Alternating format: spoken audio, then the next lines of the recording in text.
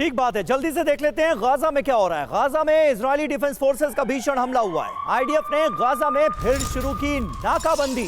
Beit Lahia में ground operation तेज होता नजर आ रहा है आईडीएफ का। 24 घंटे में 85 लोगों की मौत की खबर सामने आ रही है। देखिए, गाजा में भी एक बार फिर वही हाहाकार नजर आ रहा है जो कुछ दिनों पहले, कुछ महीनों पहले नजर आता था। एक के बाद एक ताबड़तोड़ हमले गाजा के अंदर हो रहे हैं। इजराइल की तरफ से दावा यही किया जा रहा है कि हमास के ठिकाने हम नेस्तनाबूद कर रहे हैं, लेकिन भारी संख्या में जो आम सिविलियंस हैं वो भी इस हमले में मारे जा रहे हैं। इजराइल की दलील यह है कि 25,000 की सेना हमास ने फिर तैयार कर ली थी। इजराइल पर हमले की तैयारी कर रहा था, इसलिए हम हमले कर रहे हैं।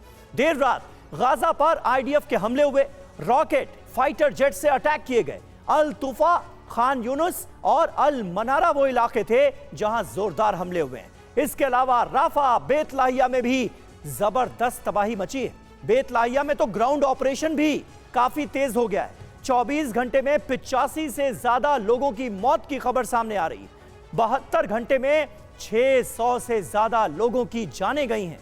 इजराइल ने कहा हमास की वजह से ये जंग फिर शुरू हुई है। हमास ने सबसे पहले सीजफायर तोड़ा। इस बात का जिक्र इजराइल की तरफ से किया जा रहा है। दत्ता सर, किस तरह से आप देखते हैं, और अब बंधकों की रिहाई की कोई उम्मीद क्या इजराइल को भी नहीं रह गई है, जिस तरह से गाजा में बड़े पैमाने पर फिर से ऑपरेशन लॉन्च कर दिए गए? बिल्कुल, देखिए, ऐसा है कि जो एक ग्रुप जो एक टेररिस्ट एक्टिविटी में लिप्त हो, वो कभी भी आपका कानून, आपका एग्रीमेंट नहीं मानेगा। और बड़ी पुरानी कहावत है, once a terrorist always a terrorist, kill him wherever you find him. ये जो स्पेशल फोर्सेस होती हैं उनका ये डिक्टम है। तो टेररिज्म को लेके जो एक संगठन बना, जिन्होंने टेररिज्म के माध्यम से जो 7 अक्टूबर में तांडव मचाया इजराइल में, वो आपको कहाँ से रजाबंदी करते हुए देखेंगे।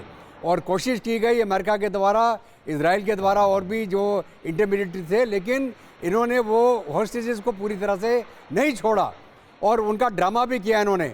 मतलब वो एक तरह से उसको एक शो पीस बना के दिखाने की कोशिश करी, और ये मुस्लिम वर्ल्ड के अंदर भी उसको कंडेम किया गया।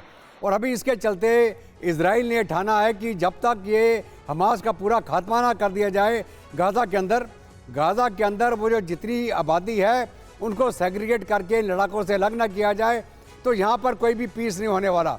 और जितने भी इन्होंने टनल बनाए थे, अभी तक वो पूरी तरह से काबू नहीं आए हैं।